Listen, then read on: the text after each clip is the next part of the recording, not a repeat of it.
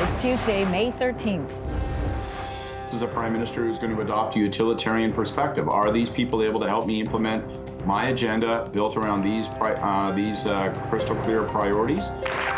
Cabinet shuffle. Prime Minister Mark Carney will unveil a, quote, small focus team to deliver on promises made during last month's federal election. I'm fearing that maybe I'll see my place burned to the ground before I know my place burned to the ground. People forced to leave their homes for safety now fear for what they may return to during an active wildfire season in Saskatchewan.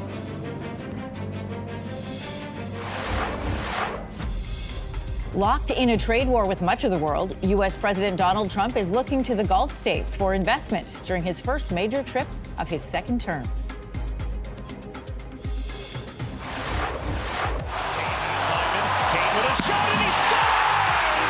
One more win puts the Oilers in the Western Conference Final and halfway to their goal of winning the Stanley Cup. Stay with us, Canada. Your morning starts right now.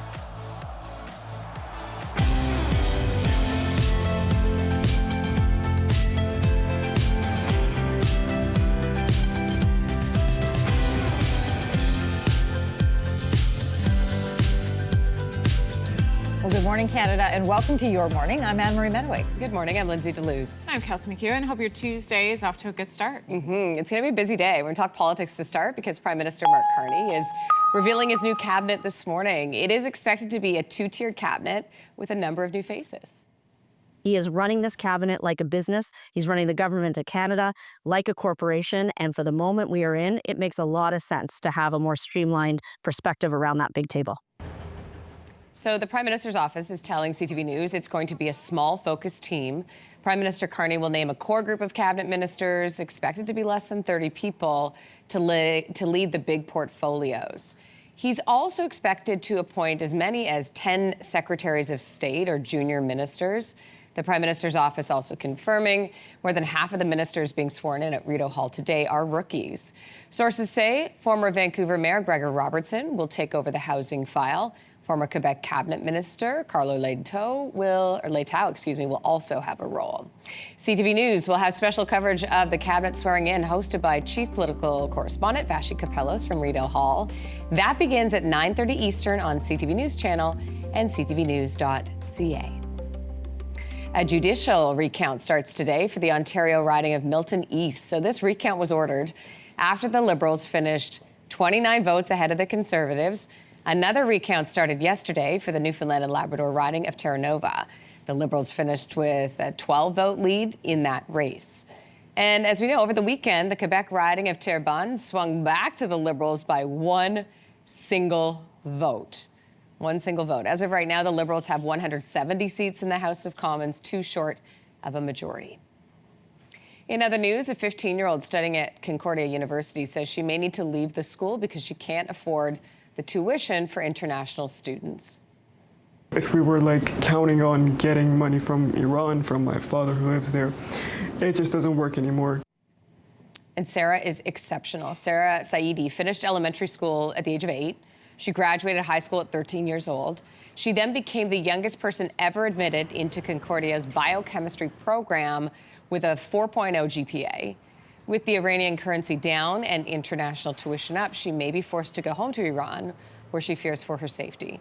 Sarah only has a few more weeks left to come up with the money. The cost of tuition, it's about $20,000 a year. A Saskatchewan family forced out of their home by a wildfire still don't know when they can go back.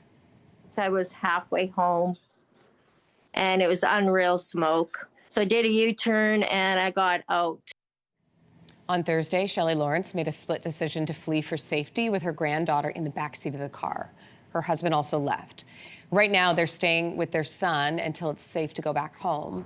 They were forced out by wildfires burning in Narrow Hills Provincial Park. This is in central Saskatchewan. There are 11 active wildfires burning in the province right now.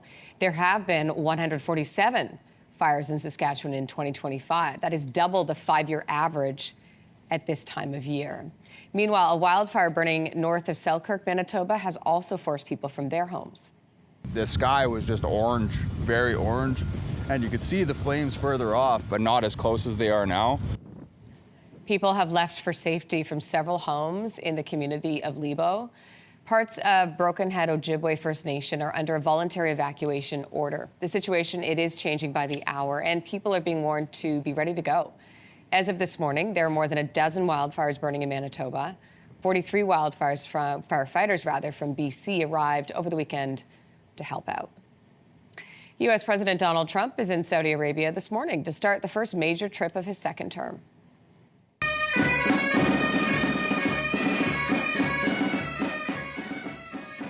Saudi Crown Prince Mohammed bin Salman is hosting President Trump. The U.S. is expected to announce several major deals during this trip. Here we go. There's a live look right now at what's happening this hour. So one of the deals is reportedly a $100 billion U.S. arms agreement with Saudi Arabia. Over the 4 days, President Trump will be in Saudi Arabia, Qatar, and the United Arab Emirates. A stop in Israel is not part of the schedule. The focus of the trip is the economy, with President Trump looking to lock down new investment deals. To sports news now, a dramatic night off the court in the NBA draft lottery. The second pick will be made by the San Antonio Spurs, and that means that the #1 pick in the 2025 NBA draft goes to the Dallas Mavericks. How about that? The Mavs moving up, 10 spots in the rankings? Will pick first after finishing with the 11th worst record in the league. They only had a 1.8% chance of getting the top pick, but now they have a chance to take Cooper Flagg first overall. Just a few months ago, Dallas made what's widely regarded as one of the worst trades in league history, trading Luka Doncic away. But now it seems they have a chance to draft a new superstar. As for the Raptors, they dropped 2 spots from the pre-draft ranking. They are now picking 9th overall, a spot they have had luck in the past. I mean, Tracy McGrady, DeMar DeRozan, and Jakob Poeltl, too, all 9th. The Edmonton Oilers are 1 win away from a return to the Western Conference Final. Hyman on the inboards, out to Kane, to Henry, score! Oh, look out! Oh, we got a tilt as Hill was going after Kane. Okay, so the Oilers shut out Vegas 3-0 in Game 4 at home in Edmonton. Adam Henrique had 2 goals. Stuart Skinner make, 23 saves for a shutout. The Oilers now lead the series 3-1. They can advance with a win tomorrow in Vegas.